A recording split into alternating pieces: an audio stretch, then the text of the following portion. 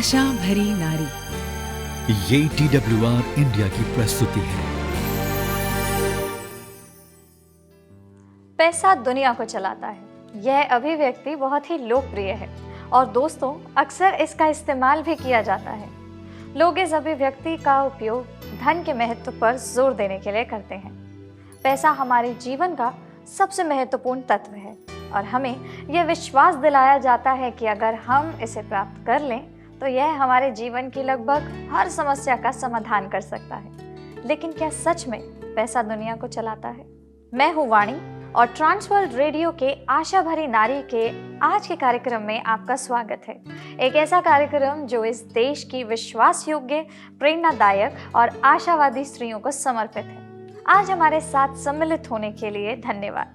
हम नीति वचन की पुस्तक से बुद्धि के बारे में सीखना जारी रखेंगे और आज हम धन के विषय में बात करेंगे। दोस्तों, बेशक पैसा दुनिया को नहीं चलाता है, लेकिन जब आप छोटे से ही पैसे के बारे में सुनते हैं, बातें करते हैं और काम करते हैं और बहुत जल्द ऐसा लगता है कि दुनिया बस पैसे से ही चल रही है। यह सच है दोस्तों कि पैसे की मदद से इंसान विषम हालत में भी जीवित रह सकता है। पैसा हमारे जीवन को आसान बनाता है और हमारे जीवन में एक गुणवत्ता को जोड़ता है। पैसे से हम समय और आरामदायक जीवन बना सकते हैं। बस में एक गंतव्य से दूसरे स्थान की यात्रा करने की कल्पना करें, या ट्रेन में एसी कंपार्टमेंट बुक कराने से सक्षम हो, या इससे भी बेहतर हवाई जहाज का टिकट। ये सब पैसे से ही संभव है। हमारा जीवन हमारा भविष्य है और हमारी खुशियाँ सभी पैसे से जुड़ी हुई हैं और इसलिए ऐसा लगता है कि पैसा ही दुनिया को चलाता है। यह सत्य है कि धन हमारे जीवन में महत्वपूर्ण स्थान रखता है, क्योंकि वह हमें किसी भी समय किसी भी स्थान पर कुछ भी करने की स्वतंत्रता प्रदान करता है। धन के साथ आप अपने शौक पूरे कर सकते हैं और अपने सपनों को वास्तविकता में बदल सकते हैं। हम में से कई महिलाओं के लिए वित्तीय सुरक्षा किसी व्यक्ति के जीवन की सबसे आश्चर्यजनक और सबसे शक्तिशाली पूर्तियों में से एक है। और वित्तीय सुरक्षा का मतलब है कि आपको यह चिंता करने की ज़रूरत नहीं है कि आप कहाँ रहेंगे या आप क्या खाएंगे। आज के समय में वित्तीय भार एक आम समस्या है और इसलिए सब लोगों का ध्यान केवल धन अर्जित करने में ही लगा रहता है, क्योंकि वित्तीय सुरक्षा परिवार के बड़े बोझ को उठाने में बहुत सहायक होती है। इसलिए दोस्तों, जब आपके पास पैसा हो तो आपको उस धन का सही उपयोग करने का प्रयास करना चाहिए। आप दुनिया की यात्रा कर सकते हैं, नई चीज़ें आजमा सकते हैं और ये आपको जीवन के लिए और अधिक खुशियाँ लाने में मदद कर सकती है। परंतु वास्तव में हमें यह पूछना है कि क्या हमें आनंद केवल धन से मिल सकता है? जी हाँ, धन आपको खुश कर सकता है या आपकी खुशी को कई तरह से बढ़ा सकता है। उदाहरण के लिए, यदि आपके पास एक निश्चित राशि है तो आप अपने सपने को साकार कर सकते हैं या अपने प्रियजनों के लिए कुछ ऐसा खास खरीद सकते हैं जो उन्हें खुशी दे। आप अपने जीवन की विभिन्न समस्याओं को ठीक करने में सक्षम होंगे जो आपके जीवन को तनावपूर्ण बनाते हैं। तो धन विभिन्न समस्याओं को हल करके या आपको विभिन्न सुविधाएं प्रदान करके आपके जीवन को खुशहाल बना सकता है। जबकि दोस्तों, यह दुनिया जो विश्वास करती है और जो बेचती है, यह सच हो सकता है। यह कोई रहस्य नहीं है कि बाइबल हमें जीवन को दुनिया की तुलना में थोड़ा सा अलग तरीके से देखना सिखाती है और यह विशेष रूप से सच है जब बात आती है धन की। दोस्तों, आज हमारे साथ ग्लोरी हैं, जो कि एक महिला समूह की अगुवा हैं और कलीसियाओं के भीतर और बाहर महिलाओं को मसीही परिप्रेक्ष्य में धन की खूबियां समझाने में मदद करती हैं। इसके अतिरिक्त वे महिलाओं को बेहतर धन संचालन कर आर्थिक रूप से स्वतंत्रता के बारे में सिखाती हैं। आशा भरी नारी में आपका हार्दिक स्वागत है। हमें बेहद प्रसन्नता है कि आप हमसे जुड़ सकें। धन्यवाद वाणी।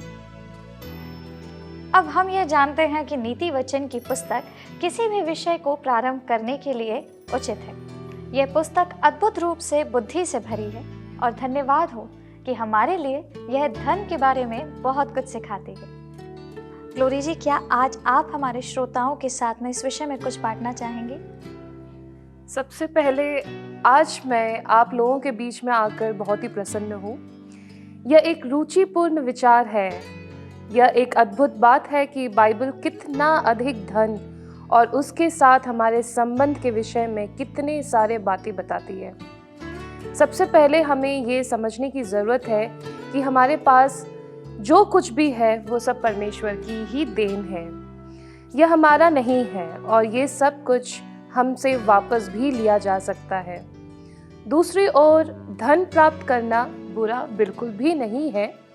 भविष्य के लिए योजना बनाना और अपनी संपत्ति का प्रबंधन करना, यह एक समझदार बात है। बाइबल इब्रानियों की पुस्तक 13 अध्याय 5 में कहती है कि हमें संतोष का अभ्यास करना चाहिए और अन्य लोगों की चीज़ों का लालच नहीं करना चाहिए। लेकिन टेलीविज़न के विज्ञापनदाता अपने विज्ञापनों में दिखाई देने वाले जीवन को इतना आकर्षक बना ही देते हैं कि आप अधूरा महसूस करते हैं। इसलिए आप भी सांसारिक भेद चाल में अपना धन उन चीज़ों पर भी खर्च करने लगते हैं जिनकी शायद आपको आवश्यकता भी नहीं है।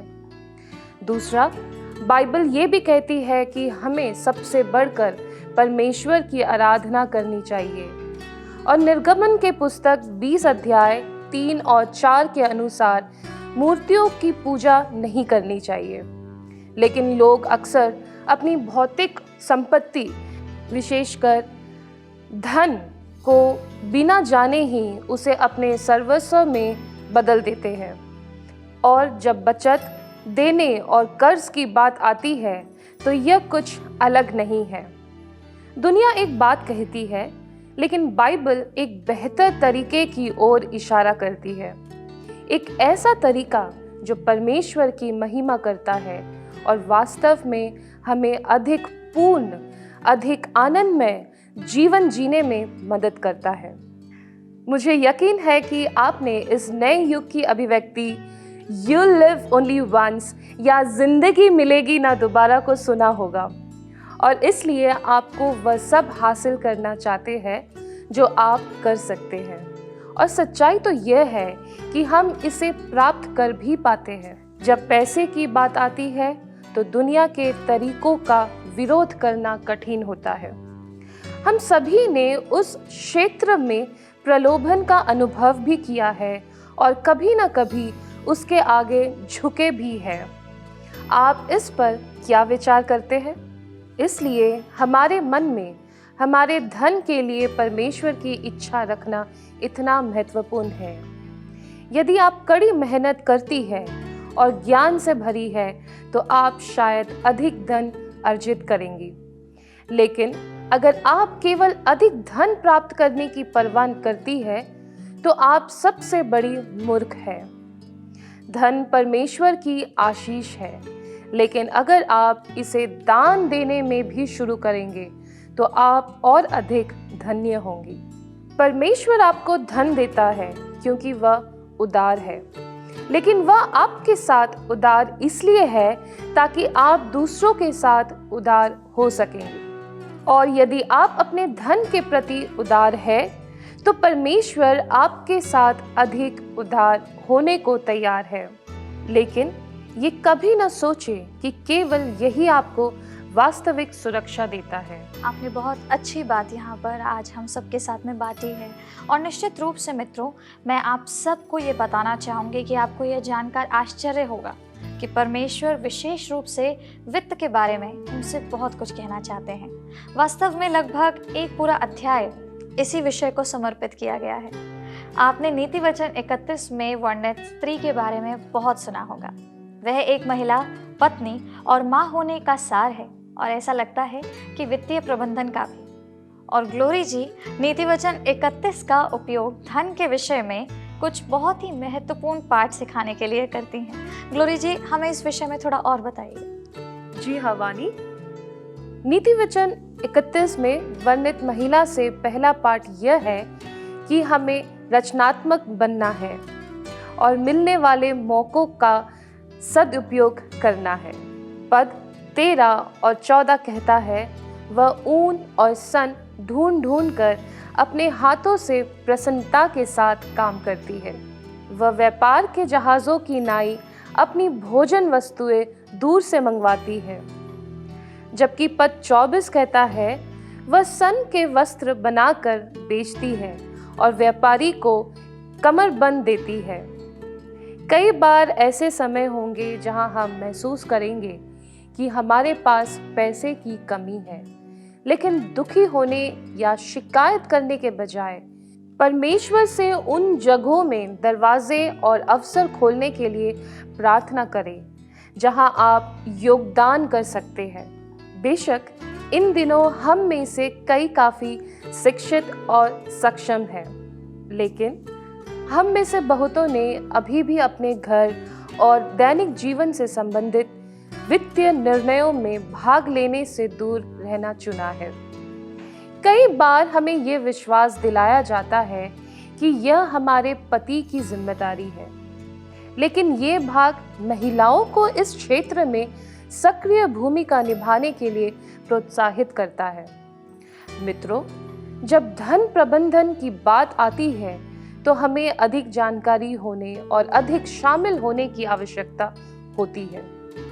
मैं और मेरे पति एक पूर्व नियोजित बजट के अनुसार सब कुछ करते हैं। हम एक टीम के रूप में खर्च और खर्च की एक सूची भी बनाते हैं। हम बचत या निवेश के लिए एक निश्चित राशि भी अलग रखते हैं। हम अपने दिन प्रतिदिन के खर्चों का भी हिसाब रखते हैं। इस तरह हम दोनों को पता रहता है कि आमदनी कितनी है और कौन से क्षेत्र है जहां हमें खर्च को कम करने की आवश्यकता है। नीति वचन 31 में वर्णित महिला हमें सभी विकल्पों पर विचार करने के लिए प्रोत्साहित करती है। रचनात्मक बनो, अपने दानों की खोज करें। घर पर, काम पर, चर्च में या समुदाय में उन दानों का उपयोग करने के तरीके खोजें। मैं हमेशा उन स्टोरों की तलाश में रहती हूँ जिनकी कीमत किफ़ायती होती है। मैंने पाया है कि एक सूची बनाकर और ख़रीदारी करने से मैं खुद को जल्दबाजी में सामान खरीदने से रोक पाती हूँ। समय के साथ इस वजह मैं अपने साप्ताहिक किराना बिल को आधा करने में सक्षम हो पाई हूँ।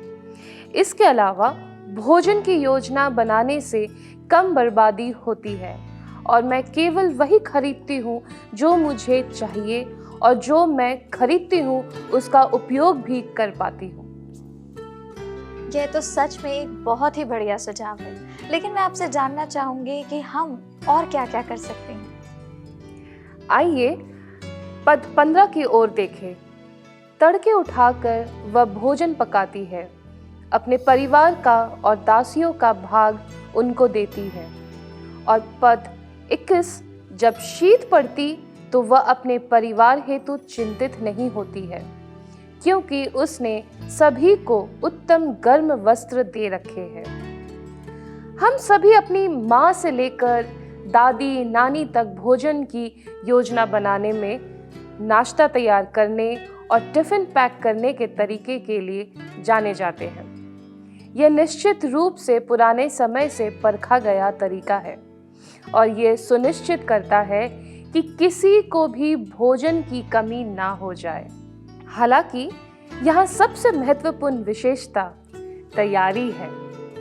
तैयारी महत्वपूर्ण है, चाहे नौकरी हो या पढ़ाई या यहाँ तक कि घर और करियर का प्रबंधन में भी।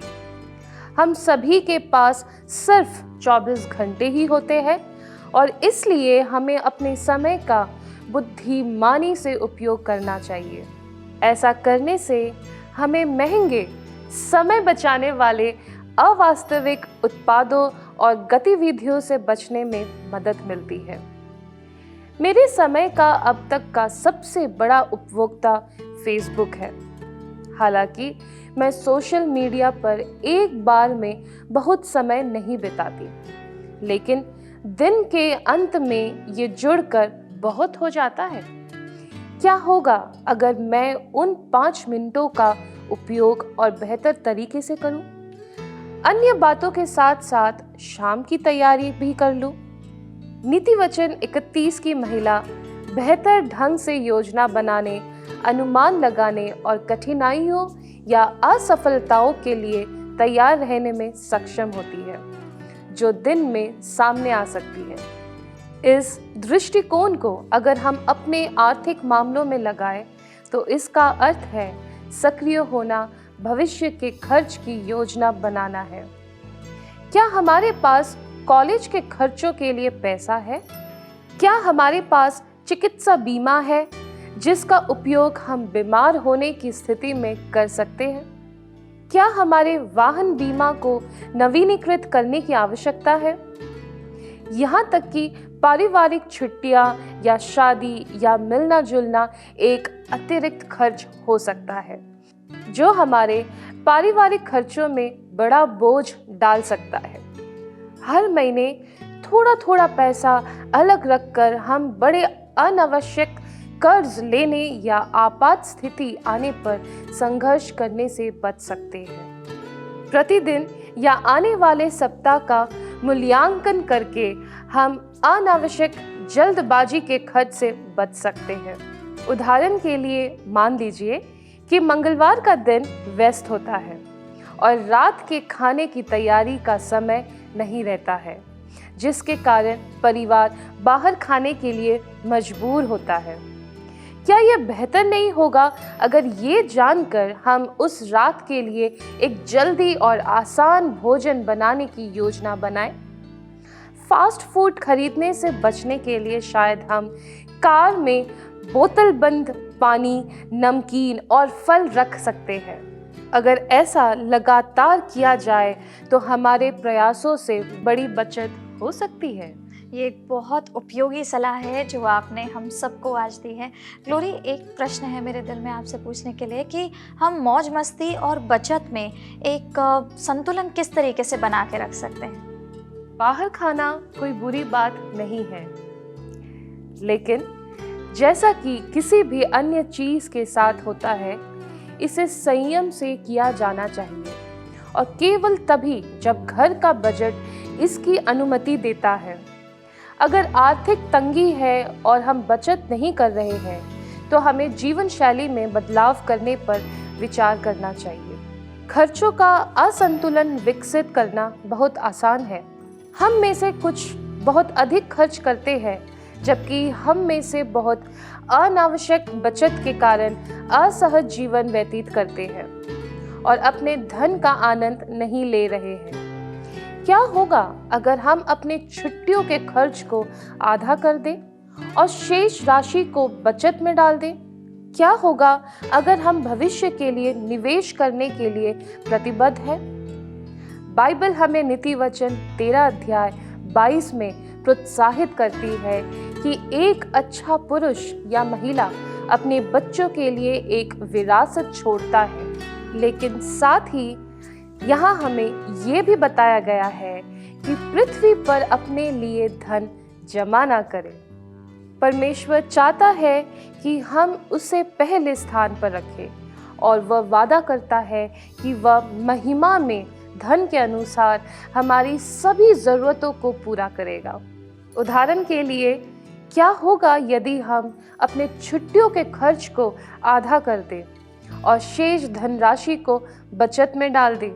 एक बार जब हमने नीति वचन 31 की स्त्री की तरह निवेश करने का निश्चय कर लिया, तो हमें समझदारी से निवेश करने पर ध्यान देना चाहिए।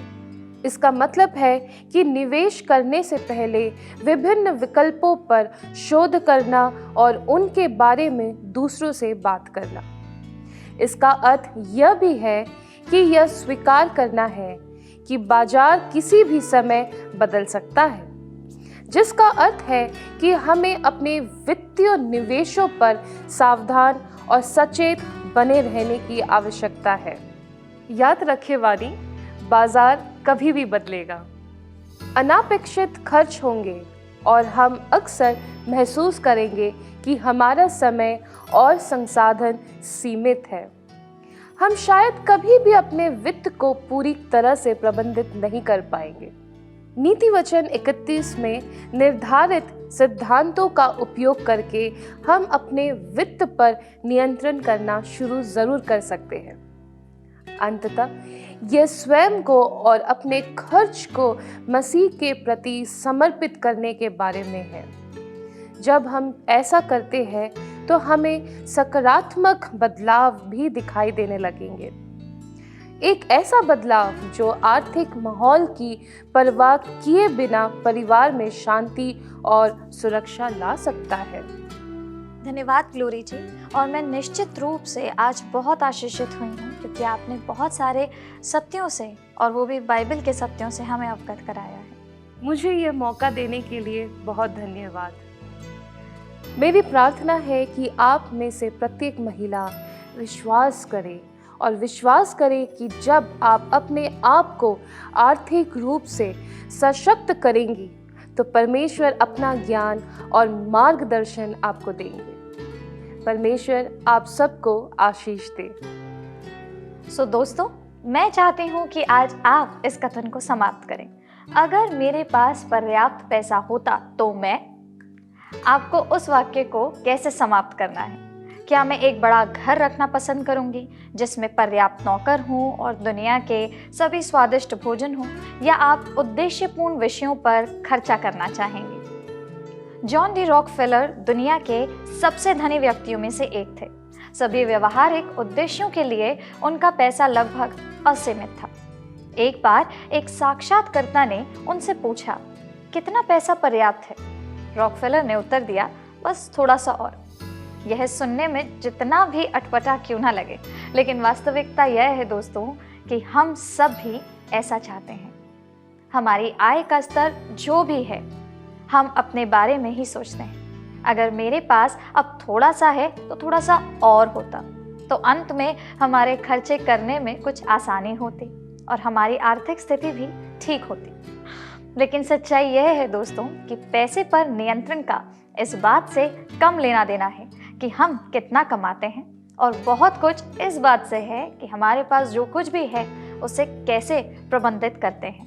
वित्तीय स्वास्थ्य न केवल हमारे बैंक बैलेंस के लिए बल्कि हमारे घर के वातावरण के लिए भी महत्वपूर्ण है। लगभग किसी भी अन्य कारक की तुलना में वित्तीय मुद्दों की वजह से कई घर उजड़ गए हैं। हमें यह पहचानने की ज़रूरत है कि धन का प्रबंधन एक आत्मिक मुद्दा है। क्या आप जानते हैं कि यीशु ने किसी अन्य विषय की तुलना में धन के बारे में अधिक बात की?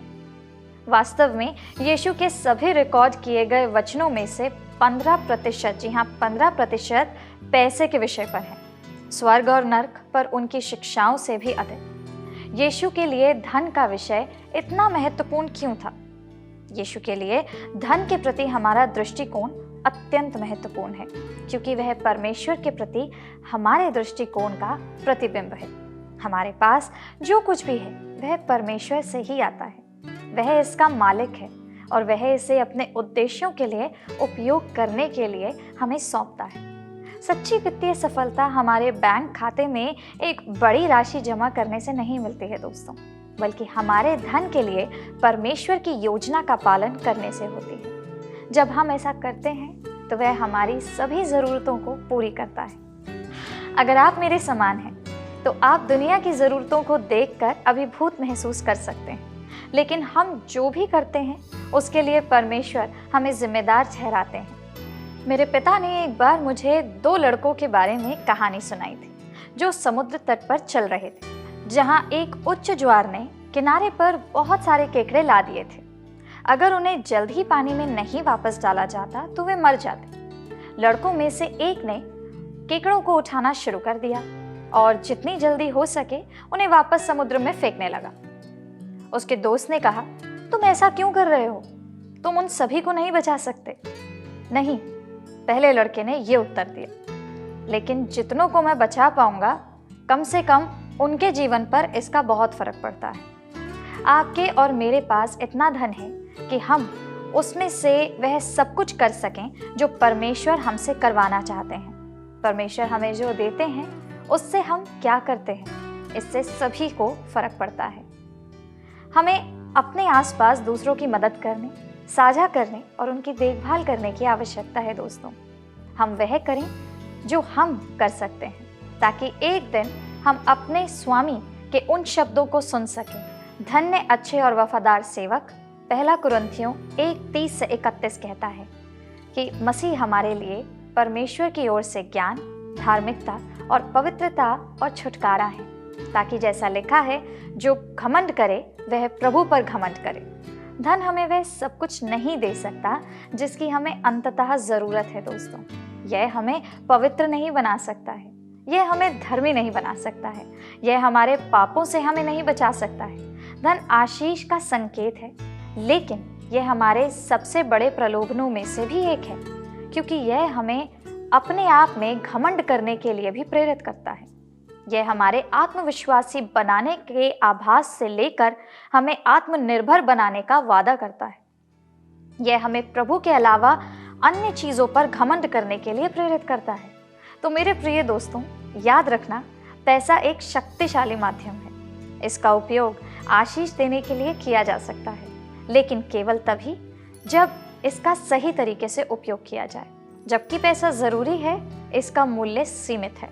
मेहनत और विश्वास से जो धन मिलता है वह परमेश्वर को स्वीकार्य होता है। जब हम अपने धन के साथ उदार होते हैं तो हम परमेश्वर के सम्मान को और बढ़ा देते हैं।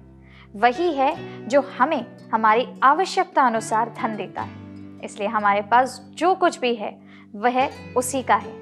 ईश्वर चाहता है कि हम सब आशीष को प्राप्त करें, आनंद लें और समृद्ध हों। परंतु मीका 6-8 में यहोवा हमसे यही अपेक्षा करता है कि हम न्याय से काम करें और कृपा से प्रीति रखें और अपने परमेश्वर के साथ नम्रता से चलें।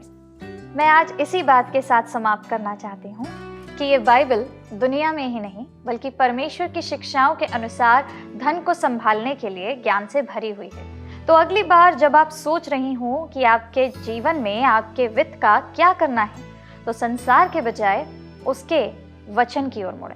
परमेश्वर आपको आशीषित करे।